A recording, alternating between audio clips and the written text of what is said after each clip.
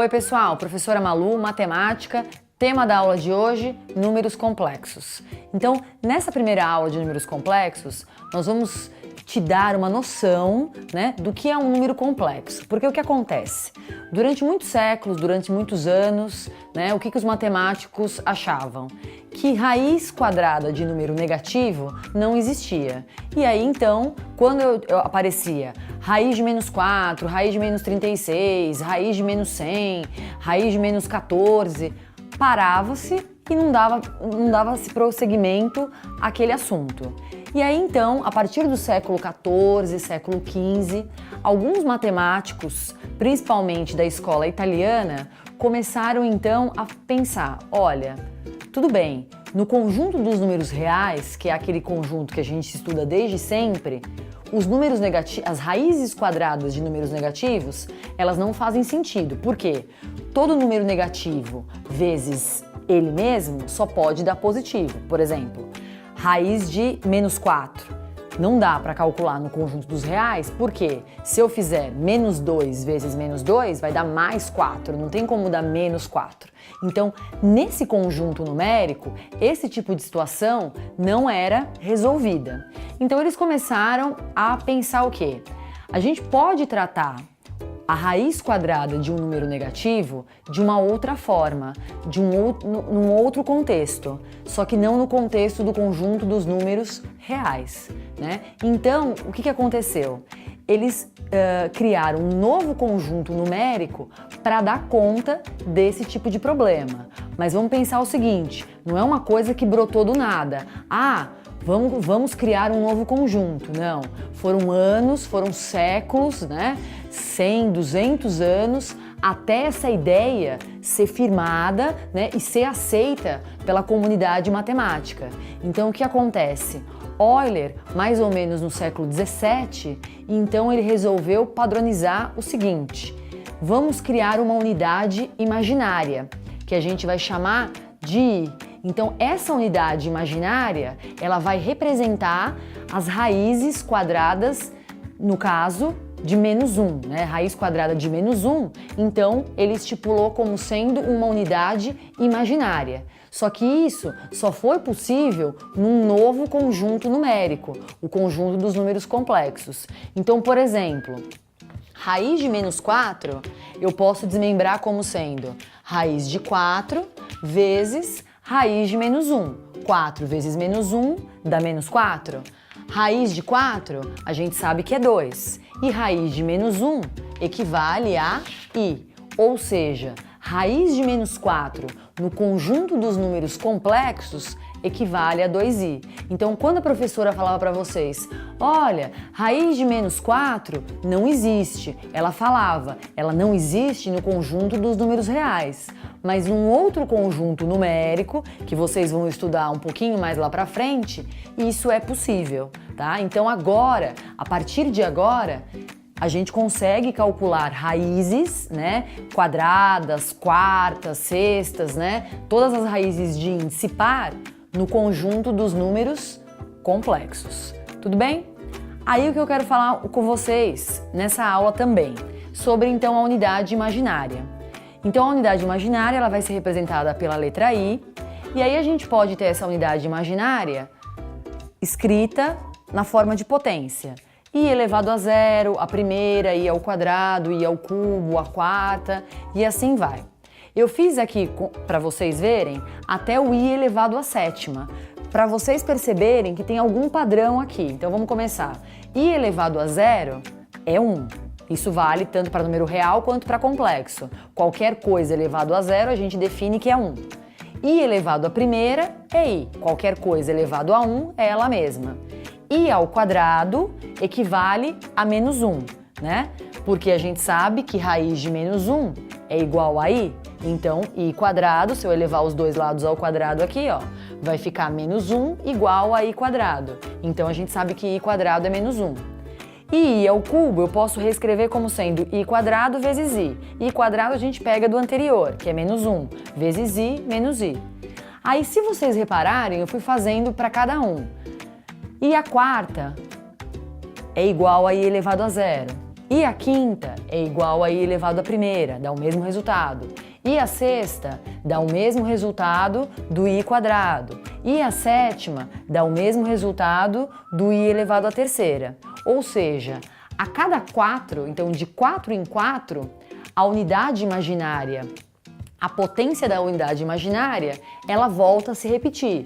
Então eu posso fazer aqui, o i elevado a 8 vai ser igual a 1, o i elevado a 9 vai ser igual a i. Aí eu deixei aqui para eu fazer junto com vocês. I elevado a 13 e i elevado a 22. Eu vou ficar contando nos dedos até chegar no i elevado a 13, no i elevado a 22? Não. Então qual que é a ideia aqui?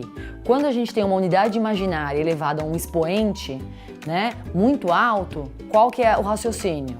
Como a minha repetição é de 4 em 4, então eu pego o meu expoente aqui, nesse primeiro exemplo é o 13, e divido por 4.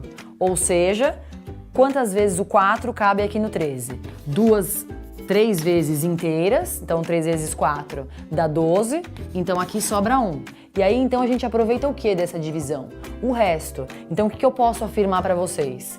Que i elevado a 13 é a mesma coisa que i elevado à primeira, né? Então vai ficar o quê? I elevado à primeira é i. Então o i elevado a 13 equivale a i. Ou seja, é dessa classe aqui. I a primeira, I a quinta, então I elevado a 13 daí. Então qual que é a ideia aqui? A gente divide por 4 o expoente e aproveita o resto. Então vamos fazer mais um aqui, 22. Então eu tenho 22 dividido por 4. Então aqui, 5 vezes 4 dá 20, sobra 2 de resto. Ou seja, o i elevado a 22 é da mesma família do i elevado ao quadrado. Então eu posso reescrever i quadrado. E aí a gente sabe que i quadrado equivale a menos 1. E isso eu posso fazer para qualquer expoente. Divido por 4, aproveito o resto. Tudo bem até aqui? Então, vamos comentar mais um tópico sobre o conjunto dos números complexos. Como eu posso representar esse número complexo? Porque vamos pensar, no conjunto dos números reais, vocês estão acostumados, vocês estudam os reais desde sempre, né? A gente começa lá de pequeno, com a contagem, 0, 1, então a gente representa, a gente aprendeu lá o 0, o 1, o 2, o 3, o meio depois, aí vieram os números negativos, menos 4, as raízes, raiz de 3, então a gente já está acostumado com essa representação. Um número complexo também tem a sua representação. Nessa aula de hoje eu quero falar da forma algébrica. Então, como que eu escrevo de forma algébrica um número complexo? Então, normalmente, a gente vai representar o número complexo pela letra Z, minúscula, é igual a A mais BI. O A, a gente fala que é a parte real do número, e o B é a parte imaginária. Por quê? Porque ele depende do I que a gente definiu como unidade imaginária. Quem é o A e o B? O A e B são quaisquer números reais. Então eu coloquei 3 exemplos aqui de números complexos. Então o primeiro complexo, 2 menos 4i. Então 2 menos 4i equivale a um número complexo. A parte real dele vale 2, a imaginária menos 4. Depois, z igual a 2i, também é um número complexo, só que nesse caso ele recebe um nome especial. Por quê? Como a parte real dele é 0 e a imaginária vale 2, a gente fala que esse número é um imaginário puro. Por quê? Porque a parte real é 0. E por último, z igual a menos 7. O que está acontecendo? Ah, mas ele também é um complexo? É. Na verdade, a parte real é menos 7, a imaginária, como não tem, é 0, como se fosse mais 0i. Então, nesse caso, ele é só um número real, mas ele não deixa de ser um complexo, porque a parte imaginária dele também vale 0. Muita gente me questiona, mas aonde que eu vou usar os números complexos, né? Porque ninguém no dia a dia vai lá na feira e fala, olha, me dá 2 menos 4i de laranja. Não, não é usual. Na verdade, os números complexos, eles aparecem no estudo da engenharia elétrica, quando a gente vai estudar circuitos, correntes. Então, assim, esse é um tema que não tem a aplicação no mundo prático, né? No mundo real, no nosso dia a dia para fazer conta. Mas dentro da engenharia, dentro de alguns campos da ciência, ele tem a sua aplicação. Então, para a gente fixar melhor esses conceitos, vamos aos testes.